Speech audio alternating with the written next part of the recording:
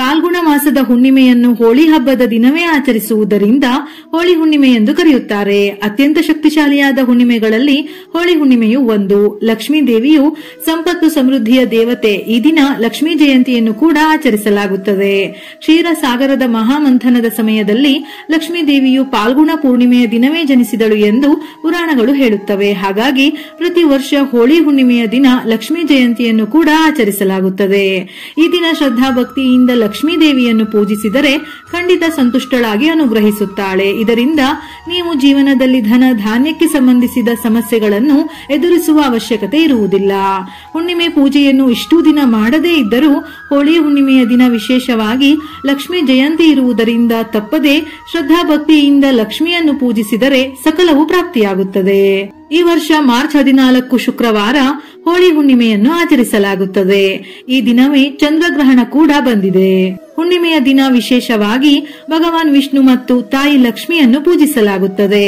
ಪ್ರತಿದಿನದ ಪೂಜೆ ಪುನಸ್ಕಾರಗಳಿಗಿಂತ ಹುಣ್ಣಿಮೆಯ ದಿನ ಲಕ್ಷ್ಮಿಯ ಆರಾಧನೆ ಮಾಡಿದರೆ ಅದರ ಪ್ರತಿಫಲವು ಅದ್ಭುತವಾಗಿರುತ್ತದೆ. ಅದರಲ್ಲೂ ಹುಣ್ಣಿಮೆಯು ಶುಕ್ರವಾರ ಬಂದಿದ್ದು ಈ ದಿನವೇ ಲಕ್ಷ್ಮೀ ಜಯಂತಿ ಕೂಡ ಇರುವುದರಿಂದ ಇಂತಹ ಶಕ್ತಿಶಾಲಿಯಾದ ವಿಶೇಷ ದಿನವು ಬರುವುದು ಬಹಳ ಅಪರೂಪ. ಹಾಗಾಗಿ ಈ ದಿನ ತಪ್ಪದೆ ಲಕ್ಷ್ಮೀ ಆರಾಧನೆಯನ್ನು ನಿಮ್ಮ ಕೈಲಾದಷ್ಟು ಮಾಡಿ. ಇದರಿಂದ ದುಪ್ಪಟ್ಟು ಫಲಗಳು ಪ್ರಾಪ್ತಿಯಾಗುವುದಲ್ಲದೆ ಕೋಟಿ ಜನ್ಮಗಳ ಪುಣ್ಯ ಲಭಿಸುತ್ತದೆ. ಲಕ್ಷ್ಮೀ ದೇವಿಯ ಅನುಗ್ರಹದ ಜೊತೆ ತಾಯಿ ಲಕ್ಷ್ಮಿ ಶಾಶ್ವತವಾಗಿ ನಿಮ್ಮ ಮನೆಯಲ್ಲಿ ನೆಲೆಸುತ್ತಾಳೆ. ಹುಣ್ಣಿಮೆ ತಿಥಿಯು ಮಾರ್ಚ್ 13 ಬೆಳಿಗ್ಗೆ 10:35 ಆರಂಭವಾಗಿ ಮಾರ್ಚ್ 14 ಮಧ್ಯಾಹ್ನ 12:23 ಮುಕ್ತಾಯವಾಗುತ್ತದೆ.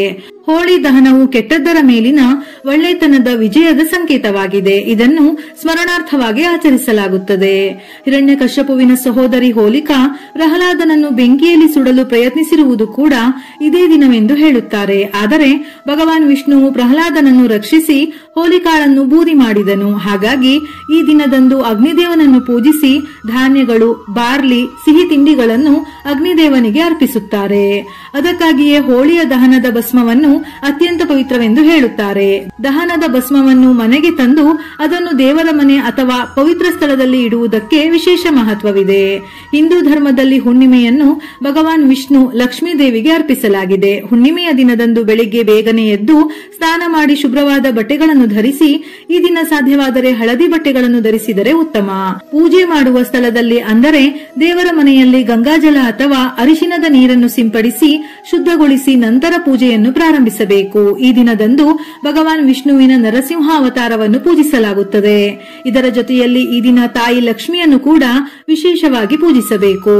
ಸಂಪಿಗೆ, ಮಲ್ಲಿಗೆ, ಗುಲಾಬಿ ಅಥವಾ ಬಿಳಿ, ಕೆಂಪು, ಹಳದಿ ಬಣ್ಣದ ಯಾವುದಾದರೂ ಹೂವುಗಳನ್ನು ವಿಷ್ಣು ಸಮೇತ ತಾಯಿ ಲಕ್ಷ್ಮಿಗೆ ಅರ್ಪಿಸಿ ಪೂಜೆಯನ್ನು ಮಾಡಬಹುದು.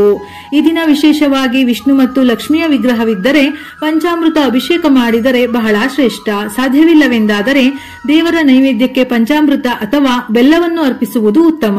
ಈ ದಿನ ಪೂಜೆ ಮಾಡುವಾಗ ಹಳದಿ ಅಕ್ಷತೆಗಳನ್ನು ನಿಮ್ಮ ಕೈಯಲ್ಲಿ ಹಿಡಿದು ಪೂಜೆಯನ್ನು ಮಾಡಿ.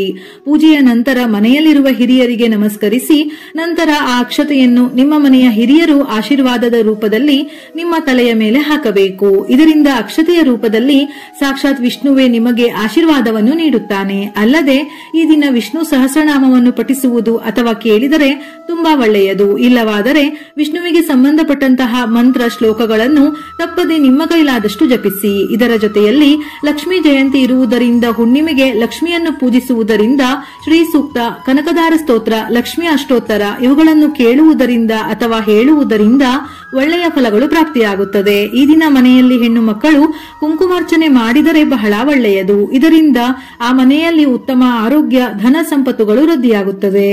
ಹುಣ್ಣಿಮೆಯ ದಿನ ಪ್ರತಿಯೊಬ್ಬರೂ ಮನೆಯಲ್ಲಿ ಶ್ರದ್ಧಾಭಕ್ತಿಯಿಂದ ಪೂಜೆಯನ್ನು ಮಾಡಬೇಕು. ಹುಣ್ಣಿಮೆಯ ದಿನ ಯಾರು ದೀಪ ಹಚ್ಚಿ ಪೂಜಿಸುತ್ತಾರೋ ಅವರ ಎಲ್ಲಾ ಪಾಪಗಳು ನಾಶವಾಗಿ ಮೋಕ್ಷ ಪ್ರಾಪ್ತಿಯಾಗುತ್ತದೆಯಂತೆ. ಈ ದಿನ ಬೆಳಿಗ್ಗೆ ಮತ್ತು ಸಂಜೆ ಪೂಜೆಯನ್ನು ಮಾಡಿ ಮನೆ ಬಾಗಿಲಿನ ಮುಂದೆ ದೀಪಗಳನ್ನು ಹಚ್ಚಬೇಕು. ಹುಣ್ಣಿಮೆಯ ದಿನ ಸಂಜೆ ಮನೆಯ ಮುಖ್ಯ ದ್ವಾರಕ್ಕೆ ಎರಡೂ ಕಡೆ ದೀಪವನ್ನು ಹಚ್ಚಿದರೆ ಸಾಕ್ಷಾತ್ ಲಕ್ಷ್ಮೀ ದೇವಿಯು ಪ್ರಸನ್ನಳಾಗಿ ನಿಮ್ಮ ಮನೆಗೆ ಪ್ರವೇಶಿಸುತ್ತಾಳೆ. ಅದ್ಭುತ ಶಕ್ತಿ ಇರುವ ಈ ದಿನ ಪವಿತ್ರವಾದ ತುಳಸಿ ಗಿಡವನ್ನು ಮನೆಗೆ ತಂದರೆ ಅದೃಷ್ಟವನ್ನು ಪಡೆಯುತ್ತಾರೆ. ಜೀವನದಲ್ಲಿ ಹಣಕ್ಕೆ ಸಂಬಂಧಿಸಿದ ಯಾವುದೇ ಸಮಸ್ಯೆಗಳು ಬರುವುದಿಲ್ಲ. ಗ್ರಹ ದೋಷಗಳಿದ್ದರೂ ನಿವಾರಣೆ ಆಗುತ್ತದೆ. ಈ ದಿನ ಸಂಜೆ ತುಳಸಿಯ ಮುಂದೆ ತುಪ್ಪದ ದೀಪವನ್ನು ಹಚ್ಚಿ 3 ಪ್ರದಕ್ಷಿಣೆಯನ್ನು ಹಾಕಿದರೆ ಮುಕ್ಕೋಟಿ ದೇವರುಗಳು ಸಂತುಷ್ಟರಾಗಿ ತಾಯಿ ಲಕ್ಷ್ಮಿಯು ಅನುಗ್ರಹಿಸುತ್ತಾಳೆ. ಚಂದ್ರಗ್ರಹಣ ಭಾರತದಲ್ಲಿ ಗೋಚರಿಸುವುದಿಲ್ಲ. ಹಾಗಾಗಿ ಈ ಚಂದ್ರಗ್ರಹಣ ದಿನದಂದು ಯಾವುದೇ ನಿಯಮಗಳನ್ನು ಪಾಲಿಸುವ ಅಗತ್ಯವಿಲ್ಲ. ಆದರೆ ಗ್ರಹಣದ ಸಮಯದಲ್ಲಿ ಮಾಡುವ ಪೂಜೆ ಪುನಸ್ಕಾರಗಳಿಗೆ ವಿಶೇಷ ಪ್ರಾಮುಖ್ಯತೆ ಇದೆ. ಸಾಧ್ಯವಾದಲ್ಲಿ ನಿಮ್ಮ ಇಷ್ಟ ದೇವರ ಸ್ಮರಣೆಯನ್ನು ಮಾಡಿ. ರೋಗದಿಂದ ಮುಕ್ತರಾಗಲು ಹೀಗೆ ಮಾಡಿ. ನಿಮ್ಮ ಮನೆಯಲ್ಲಿ ಯಾವುದಾದರೂ ವ್ಯಕ್ತಿ ಅನಾರೋಗ್ಯದಿಂದ ಬಳಲುತ್ತಿದ್ದರೆ ಹೋಳಿ ಹುಣ್ಣಿಮೆಯ ದಿನ ವಿಶೇಷವಾಗಿ ರೋಗಿಯ ತಲೆಯಿಂದ ಪಾದದವರೆಗೂ ಕರ್ಪೂರದಿಂದ ದೃಷ್ಟಿಯನ್ನು ತೆಗೆದುಹಾಕಿ ನಂತರ ಆ ಕರ್ಪೂರವನ್ನು ಹೋಳಿಯ ಬೆಂಕಿಯಿಂದ ಸುಡಬೇಕು. ನೀವು ಈ ರೀತಿ ಮಾಡುವುದರಿಂದ ಎಲ್ಲಾ ರೀತಿಯ ಅನಾರೋಗ್ಯದ ಸಮಸ್ಯೆಗಳು ನಿವಾರಣೆಯಾಗಿ ಉತ್ತಮ ಆರೋಗ್ಯವನ್ನು ಪಡೆಯಬಹುದು. ನಿಮ್ಮ ಮನೆಯಲ್ಲಿ ನಕಾರಾತ್ಮಕ ಶಕ್ತಿ ನೆಲೆಗೊಂಡಿದ್ದರೆ ಅದನ್ನು ತೊಡೆದು ಹಾಕಲು ಪಾಲ್ಗುಣ ಹುಣ್ಣಿಮೆಯ ದಿನ ರಾತ್ರಿ ಲಕ್ಷ್ಮೀ ದೇವಿಗೆ 11 ಕವಡೆಗಳನ್ನು ಅರ್ಪಿಸಿ ಪೂಜೆ ಮಾಡಿ. ನಂತರ ಮರುದಿವಸ ಆ ಕವಡೆಗಳನ್ನು ನಿಮ್ಮ ಮನೆಯ ಮುಖ್ಯ ಬಾಗಿಲಿನ ಮೇಲೆ ಇಡಬೇಕು. ಹೀಗೆ ಮಾಡುವುದರಿಂದ ನಕಾರಾತ್ಮಕ ಶಕ್ತಿಗಳು ನಿಮ್ಮ ಮನೆಯಿಂದ ದೂರಾಗುವುದು.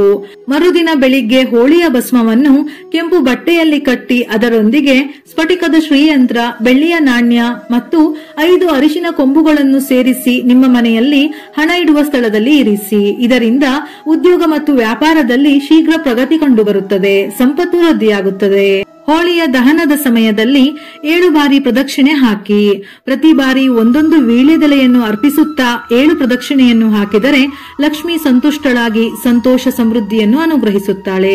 ನಿಮ್ಮ ಮದುವೆಯು ತಡವಾಗುತ್ತಿದ್ದರೆ ಅಥವಾ ವಿವಾಹ ಕಾರ್ಯಗಳಲ್ಲಿ ಪದೇ ಪದೇ ಸಮಸ್ಯೆಗಳು ಸೃಷ್ಟಿಯಾಗುತ್ತಿದ್ದರೆ ಪಾಲ್ಗುಣ ಹುಣ್ಣಿಮೆಯ ದಿನದಂದು ಲಕ್ಷ್ಮೀ ದೇವಿಗೆ 7 ಗುಲಾಬಿ ಹೂವುಗಳನ್ನು ಅರ್ಪಿಸಿ ಲಕ್ಷ್ಮೀ ಮಂತ್ರಗಳನ್ನು ಪಠಿಸಿ. ಹೀಗೆ ಮಾಡುವುದರಿಂದ ಶೀಘ್ರದಲ್ಲೇ ವಿವಾಹದಲ್ಲಿನ ಸಮಸ್ಯೆಗಳು ದೂರಾಗುವುದು. ಮೇಲೆ ಹೇಳಿದ ಪೂಜೆ ಪುನಸ್ಕಾರಗಳನ್ನು ಮನೆಯಲ್ಲಿ ಮಾಡಲು ಸಾಧ್ಯವಿಲ್ಲವೆಂದಾದರೆ ಯಾವುದಾದರೂ ದೇವಸ್ಥಾನಕ್ಕೆ ಹೋಗಿ ಲಕ್ಷ್ಮೀ ಅಷ್ಟೋತ್ತರ, ವಿಷ್ಣುವಿಗೆ ತುಳಸಿಯನ್ನು ಅರ್ಪಿಸಿ ಪೂಜಿಸಿದರೆ ಒಳ್ಳೆಯ ಫಲಗಳು ಪ್ರಾಪ್ತಿಯಾಗುತ್ತದೆ. ವಿಡಿಯೋ ಇಷ್ಟ ಆಗಿದ್ದಲ್ಲಿ ಮರೆಯದೆ ಲೈಕ್ ಮಾಡಿ, ತಿಳಿದವರಿಗೆ ಶೇರ್ ಮಾಡಿ. ಇದೇ ರೀತಿಯ ಮನಮುಟ್ಟುವ ಉಪಯುಕ್ತ ಮಾಹಿತಿಗಳಿಗಾಗಿ ಮತ್ತೆ ಭೇಟಿಯಾಗೋಣ.